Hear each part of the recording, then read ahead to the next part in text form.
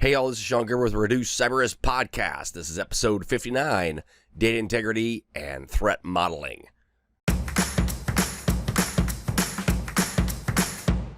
Welcome to the Reduce CyberSecurity Podcast, where we provide you the training and tools you need to pass the CISSP exam while enhancing your cybersecurity career. Hi, my name is Shon Gerber, and I'm your host for this action-packed, informative podcast. Join me each week as I provide the information you need to grow your cybersecurity knowledge so that you're better prepared to pass the CISSP exam. All right, let's get going.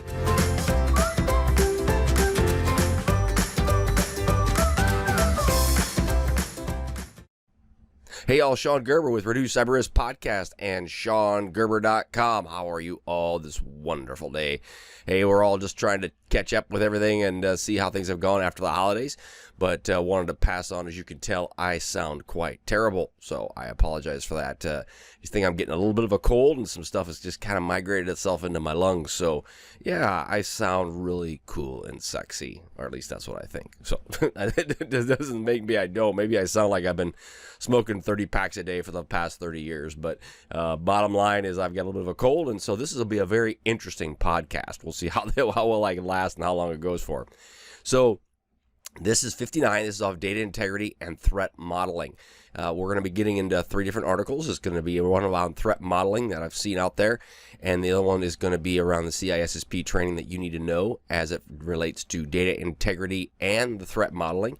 And obviously, as everything that goes on with the CISSP training we provide at this Reduce Cyber Risk and ShonGerber.com, all of it is based around the objectives that you would have for the CISSP exam.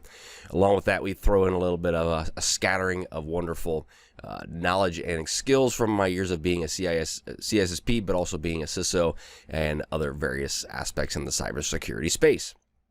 So let's get going and get it right away, as long as my voice can hang out, in the threat modeling training. All right, so this is from Varonis, and they talked about threat modeling in one of their blogs, and you can get this information at varonis.com/threat modeling, and you can find out a little bit more about that. And I highly recommend you go check out, as you're studying for your CISSP, other vendors and what they provide, because the bottom line is that you're gonna to pass the CISSP, it isn't going to be as simple as just I study a bunch of video trainings and then I go take the test, or I look at a bunch of questions, CISSP questions, and then I go take the test.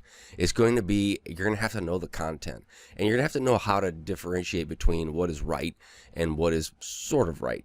And so that's going to be a big part of how you study for the CISSP. Now, as it comes to what we're going to get into, is threat modeling is a new normal for modern cybersecurity teams. Again, this is off what Varonis has been saying, and I agree very strongly with what they've got out here. They basically are going to talk in that article about the mistakes that most cybersecurity teams make while creating threat models.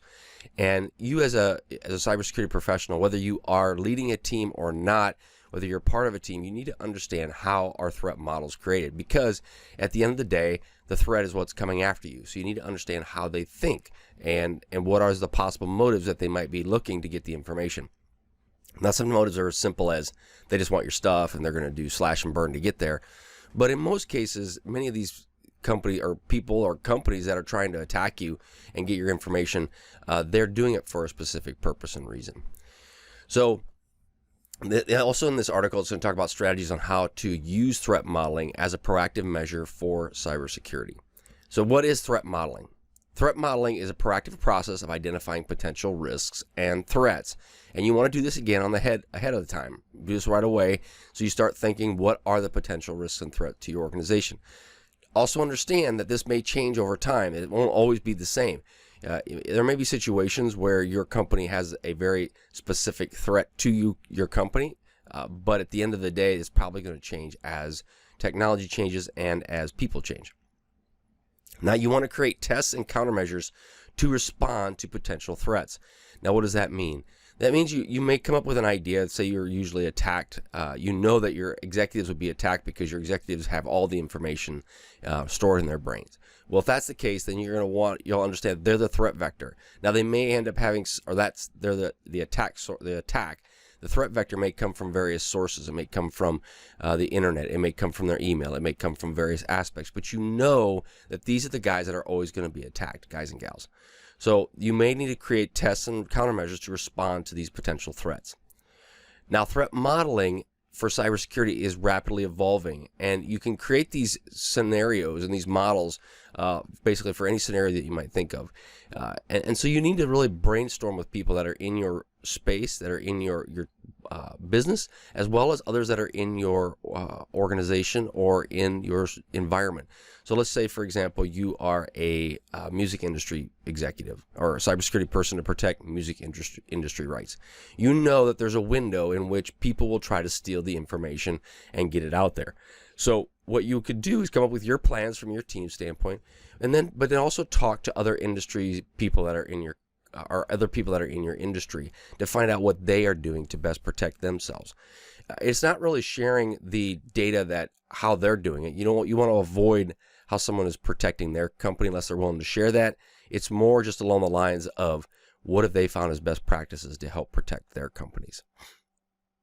Now, successful threat modeling requires identifying potential threats, analyzing possible effects on those threats, and determining if the threat is a significant and requires neutralization strategy. So as we talk about threat modeling, it's a process to create threat models. And these are based on the parameters that you define as a threat. What do you consider as a threat to your organization? And again, we talk about not all threat models may apply to every system. I'm in the chemical industry business. The threats for chemical industries may be very different than the, like I said, like the music industry. They may be very similar in some aspects, but for the most part, the people that are attacking the music industry are different than the people that are attacking chemical industries. Now, how the threat model works. Threat modeling is asking and answering lots of questions about the thing you're working to protect. And this, I will say that I'm not saying I'm a good CISO. I've got a lot to learn, and I learn more every day. And as a cybersecurity person, what will do you well in this world is if you learn how to ask really good questions and stay humble, because you know what's going to happen. If you don't stay humble, you will get humbled. But ask really good questions about the thing you're trying to protect. And as I ask these questions, I learn more and more about the product or the service or whatever it is that I'm trying to protect. But at the end of the day, I now can understand how the business uses it, and then I can understand how to best protect it. It does require you step out of the day-to-day whirlwind of data security and imagine what is the future going to be. IoT, your Internet of Things, it's going to be a big factor, and you got to consider how is that going to work within your company and how you're going to deal with that. And you need to build threat models around IoT and how would you manage and protect it. Now, here's some questions that Varonis came up with, and I'll add a few of mine as you go. Say, what are we building? What is the product that we're building? Break down the system into small parts, for example. What kind of application is it? Is that application something that's tied to your data? Is that an application that just people interact with? Does it have several components? Yeah, that's a question, right? So does it have a couple key pieces to it? Where do you want the data stored?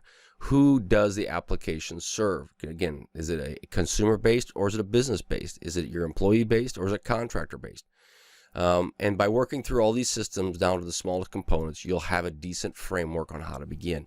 And I like to call it IP protection framework. You can call it business protection framework, whatever you want to do. But the bottom line is you want to come up with some framework on how you will protect your data. Also understand what can go wrong. The what if scenarios. If a hacker steals an account, what's he going to get? What's he or she going to get?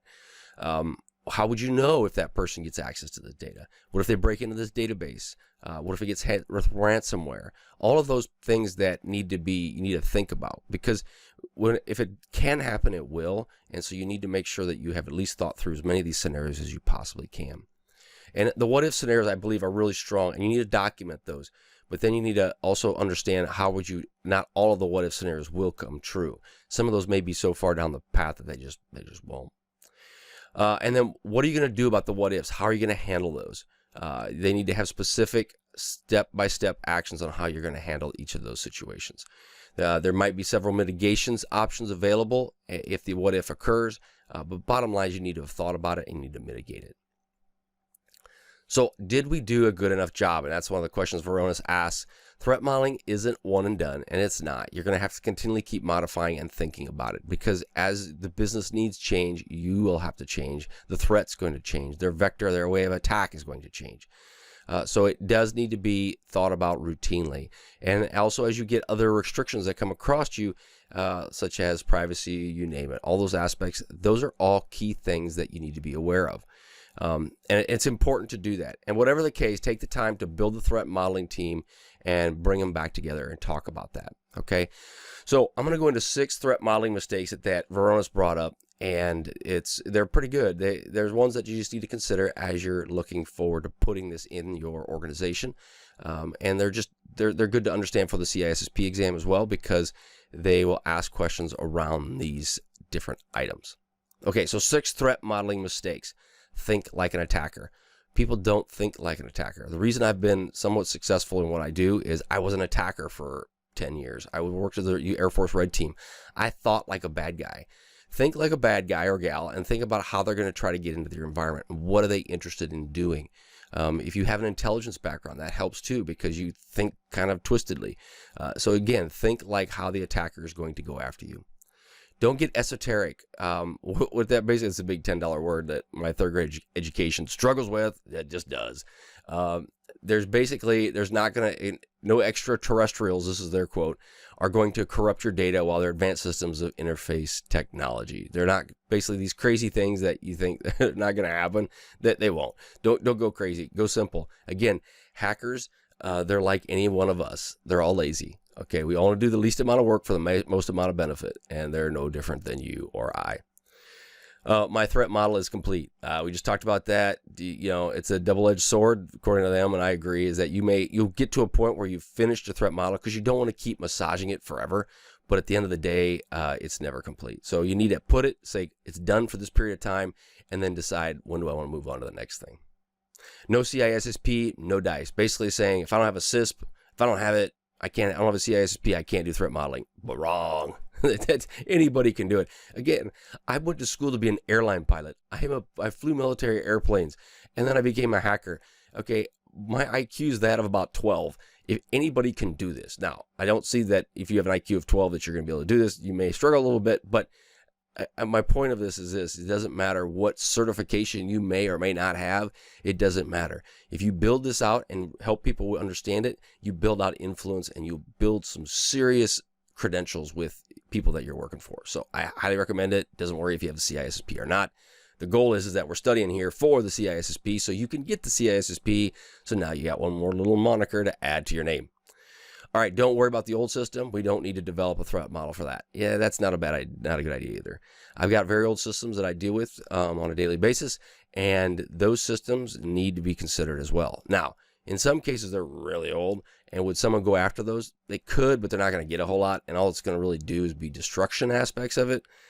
You got to kind of risk-based thought process around that. You're not going to be able to protect everything, and some of these old systems you may decide to not worry about it, but you need to go through threat modeling to understand what are the possible risks and the outcomes.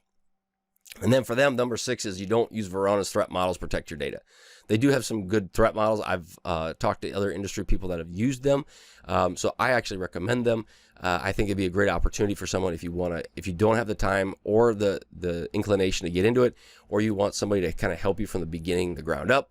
Veronis is a good option for you. So again, that's something to consider along with that. They've developed, according to them, hundreds of threat models, detect potential malware, cybersecurity threats, and all that. And then again, the ransomware thing is a big issue with most companies. It doesn't matter who you are. Ransomware is a big factor. So again, I kind of try to promote some of these security folks just because there's a lot of great stuff out there that they put out. You just got to determine whether or not you want to pay the fees for that. Many times those fees can get very expensive, but at the flip side, if you get a breach, and especially if you're regulatory and you got to deal with that, those fees could be very small in comparison. All right, so let's go ahead and let's get into my CISSP training that I have at ShonGerber.com. This will be 1.1 around the CIA triangle. This will be integrity. Okay, so the ShonGerber.com 1.1 CIA triangle integrity. Again, you go to ShonGerber.com. You can buy my training courses, has this content and then some. You will have access to all of my training. You will also have access to me. So if you reach out to me, I'll be happy to help you in any way I possibly can. Bottom line is I want to help you pass the CISSP exam. It is a booger. It is painful, but I know that when people start passing the CISSP, basically it comes right down to it. Let's be honest, your income will go up substantially. Having that certification, consider the industry standard, will put money in your pocket. So it's worth spending the money to get you what you need. I know right now the average for a CISSP is around $120,000. That's a lot of money, especially it's $120,000 US dollars. Obviously, that will vary from country to country, but the cybersecurity professionals are needed, and therefore it's supply and demand. If they need it, they'll pay for it. So this is what we want to do, is provide you good cybersecurity training to help you pass the CISSP, but at the flip side, we also want to be able to provide you the training you need to be a good CISSP and a good cybersecurity professional. Okay, so we get into integrity. This description of this basically comes right down to is when you're dealing with the CIA triangle, you got confidentiality, integrity, and availability. The three trifecta, okay? They're the triune. These are the three aspects of how you want to deal with data security and information security. So you're dealing with integrity, so the integrity of the data. Now, we've talked about in our training before around confidentiality, but integrity is dependent upon the confidentiality of the data. It's very closely tied. Maintaining assurances around the accuracy and completeness of the data is extremely important as well. This basically life cycles from beginning to end, and you need to ensure that you have the integrity of the data is maintained. If you ever feel like you're questioning the integrity of that data, basically the consistency of it, is the data really what I intend it to be, then you will throw it out. You won't consider it. And like we've talked about on investigations, if the investigators feel that there's an integrity issue with the data, they will throw it out, or it will cause issue. They can't use it as evidence within the process of the investigation or the subsequent trial. So integrity is extremely important. Data cannot be modified or in an unauthorized or undetected manner. Again, data can be modified if it is in an authorized manner. If you have processes on letting it be modified, then you can build trust in it. If it's modified in an unauthorized manner, you lose trust in that data. And so you don't want to deal with that. All right, so let's see, assurances or processes to ensure proper change of data. Data may need to be changed, but it needs to have a proper process on how the data is changed. So that's important. And again, you're going to get into the CISSP exam. They're going to ask you questions around the data, and they're going to ask you kind of goofy questions that may be close, but they're not quite right. So you need to understand, why is integrity of the data important? Now, how is the integrity maintained? Security mechanisms in place will ensure that the data has not been compromised, i.e. encryption. So if encryption is that data is at rest or while it's in transit, those are highly important pieces of security equipment to ensure that your data maintains its integrity. Now, data at rest, okay, so the point I come back to on this, data is never really at rest, and having encryption while the data is sitting on a database somewhere in the cloud, your risk of someone actually physically stealing it is low to none. However, it helps prove that the data integrity maintained. No one did modify the data because it was encrypted, and you hold the keys. Those are important pieces around the integrity. Proper access is provided to the data via authentication procedures. Have you authenticated to it correctly? Do we know who it is? Has that been logged? And then it's keeping unauthorized people and processes from your data. Do you have an audit and oversight trail? Do you have proper logging and monitoring to ensure that that's in place? Do you have a way to keep the logging and monitoring from being messed with itself? That would cause the concern the integrity of the logging data as well. So you need to have a lot of things in place to deal with that. That doesn't mean you encrypt your log data. It just means you have multiple log sources that will feed data in, so that if one was to get compromised and one was to be modified, you'd be able to pick it up on another system, another set of logs. Now, what does integrity compromise look like? It's data transmitted and or stored in an unprotected containers or media without encryption. You don't have encryption in place, and it's stored that way, could be considered integrity compromised. Inadequate authentication methods in place. You're basically allowing everybody on, and you don't watch to see who is. You're not logging that information. That would do it. Systems are not logged and monitored to ensure data integrity. I was talking to a vendor, actually a company a while back, and we were asking them about how they're going to protect our data, and asked them these questions around logging and monitoring. Basically, they came back and said, well, we don't really do that. And we're like, okay, next, we're moving on. Bottom line is you can't, you need to evaluate your vendors. You need to evaluate parties that you work with, especially third parties, because if they get breached and you don't have no way of knowing if they've been breached, well, that's really a bad place to be. So you need to evaluate that. Now, if they're the only vendor you got, you'll need to work with legal and the right people to maybe put contract language in your contracts to ensure that they do enable logging and monitoring. Okay, so those are some key points you need to consider. And that's a little from experience of doing this a few years. It's kind of an important piece. All right, inadequate authentications in place, and then systems are not logged and monitored. We already kind of got to talk to that. Okay, so other considerations around integrity you need to keep in mind. It's accurate. The data is accurate and precise. Okay, so again, bad data, bad output. So you got to make sure it's correct and precise.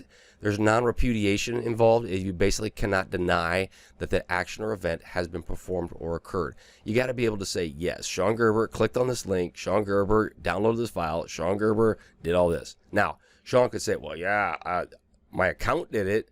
I was sitting in the beaches of the Bahamas. It wasn't me. It was my account. That's different. But bottom line, you got to be able to prove that this account actually did it. Certificates, transaction logs, all of those aspects are a key piece of this. They're an essential part around integrity. Again, if you doubt the data, you're not going to, everything falls apart. Accountability, a person needs to be responsible for the data. You need to have a data custodian. You need to have the right people for that. And we'll talk about that in upcoming podcasts as well around data custodians. But you need to have someone who is the data owner, data custodian that's in charge of the data. And then it also needs to be complete. Having everything is needed for the result. It doesn't need to be missing things. Everything needs to be there. So that's just a big part of that. Okay, so that's what I have for the CISSP question. Let's roll into some CISSP exam questions. Okay, you are a security consultant of a large customer, and they hire you to ensure that the security operations of the following industry standards control frameworks. They follow those as standards. And this is from networks.com. So I'm just going to I'll give a plug out to them here in a little bit. For this project, the customer wants you to focus on technology solutions that will discourage malicious activity. Which type of control framework should you focus on? Okay, so it's basically a company. They're looking for, you want you to implement a security control framework. Which one are you going to do? So you have a preventative control framework, a deterrent, a detective, a corrective, or an assessment. Okay, so you had preventative, deterrent, detective, corrective, and assessment. All right, so preventative means you're holding people out. Deterrent means you're saying, if you come here, I'm going to hit you over the head with a stick. The other one's going to be, well, you did get in. Detective is you got in, I'm going to go search you out. Corrective means, okay, you got in, I dug you out, now I'm going to fix it. And the last one is assessment, means I'm going to evaluate it, okay? And the answer is deterrent frameworks are technology related, that are related to use to discourage malicious activities. You got a deterrent. I've got this big stick. I'm going to hit you over the head. Don't come here. Go to my neighbor and hack him. That's a deterrent network. Again, intrusion prevention systems, IPSs, IDSs, firewalls, all of those are deterrent solutions. To find something that'll keep them out completely is going to be a challenge. And so these are ones that this customer wanted you. So for this project, the customer wants you to focus on technology solutions that will discourage malicious activities. Deterrent, right? Discourage, deterrent. So that's one option there. And that, again, that's from Networks. It's NETWRIX, works.com. Okay, question 2. You are performing a risk analysis for internet service provider for an ISP that has thousands of customers on its broadband network. So you got an ISP that's got gobs of people. Over the past 5 years, some customers have been compromised or experienced data breaches. The ISP has a large amount of monitoring and log data for each of the customers. You'll need to figure out the choices or the chances of additional customers experiencing a security incident based on the data. Which type of approach should you use for the risk analysis? Okay, so you got ISP, it's got gobs of people. They basically have had a few people compromised over the years, and they want to basically figure out, hey, what is the best approach to determine doing risk analysis on if there's going to be future customers hacked? Okay, so there's different risk analysis methods that we'll talk about through CISSP, but one of them, we'll get into this one right here. It's qualitative, quantitative, stride, reduction, or market. Okay, so there's 3 versions. And we'll get into those, but of the answers, it's qualitative, quantitative, stride, reduction, and market. Okay, so if you go through this test, you'll realize real quick, reduction in market, that ain't any of them.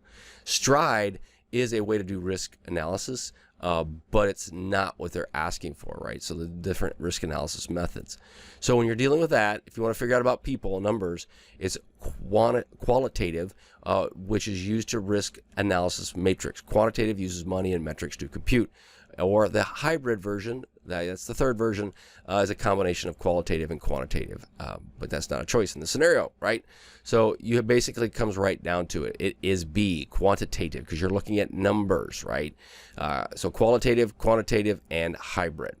And again, that's because this ISP has monitoring on the log data. You should use quantitative approach because you have the data, which will help quantify the chances of additional customers being this issue. Stride's used for threat modeling and not necessarily risk analysis. But you do use aspects of risk analysis with Stride, but something just kind of keeping back your cranium. Okay, question 3. You are working on a business continuity project. Okay, this is what keeps your business going, otherwise known as a BCP, for a company that generates a large amount of content each day for use in social networks. Your team establishes 4 hours as the maximum tolerable data loss in this disaster, recovery, or business continuity event. So they're giving you 4 hours. 4 hours of downtime is what they're giving you. Let's be real. It wouldn't be 4. It'd be like 1. They'll say 4, but it ain't gonna be. You'll have that agreed to in your SOW, but no, it'll be 1. In which part of the business continuity plan should you document this? Okay, so which part of the business continuity plan should you document this 4-hour downtime? A, recovery time objective. B, recovery point objective. C, maximum tolerable downtime. Or D, maximum data tolerance. Okay, so you got RTO, RPO, MTD, that's Mike Tango Delta, and Mike Delta Tango. Okay, the RTO establishes a maximum amount of time the organization will be down and how long it will take to recover. The RPO establishes the maximum data loss that is tolerable. MDT covers maximum tolerable downtime. Okay, and the MDP, as they say, is a made-up phrase. I agree. Okay, but the correct answer is at what point how much time do you have to be down? But they're asking if it comes back, how much data loss are you asking for? So are they asking how much downtime, or are they asking how much data loss? Data loss would be RPO, recovery point objective. You're only going to allow 4 hours you can lose the data for 4 hours. So 4 hours. So let's go. Starts at 1 and you go till 5. Okay, so the recovery point objective would be that you'd want only 4 hours of data loss. I think that's even high. If you have any good solution, your data loss should be like, if you buy a solution, it should be like milliseconds. But if you don't buy a solution, I'd say less than an hour. Because losing data loss for more than that is really, there's enough systems out there you can do that and not worry about it. Again, these are from networks.com. You can check out their free practice online test questions, and I'll have them in the show notes. All right, that's all I have for you today. Again, go to ShonGerber.com and check out some great stuff I've got out there for you. I've got my some free domain training out there for my videos. It's free for you. Just got to sign up for my email list. The other thing is that if you go to my website, you also will get the ability to purchase my video training, domains 1 through 8, and that will be very helpful for you as you're trying to pass CISSP exam. And then also you'll have access to me. That's what we want, right? So I can help you out and give you the information you need to pass the CISSP the first time. All right, I hope you all had a great day, and we will catch you on the flip side. See ya. Thanks so much for joining me today on my podcast. If you like what you heard, please leave a review on iTunes. I would greatly appreciate the feedback. Also, check out my CISSP videos that you can find out on YouTube. Just search for Shon, S-H-O-N, Gerber, like the baby food, toilet, or whatever you choose. And then you will find a plethora of content to help you pass the CISSP exam the first time. Lastly, head over to ShonGerber.com and look at the cornucopia of free CISSP materials available to all my email subscribers. Thanks again for listening. See ya.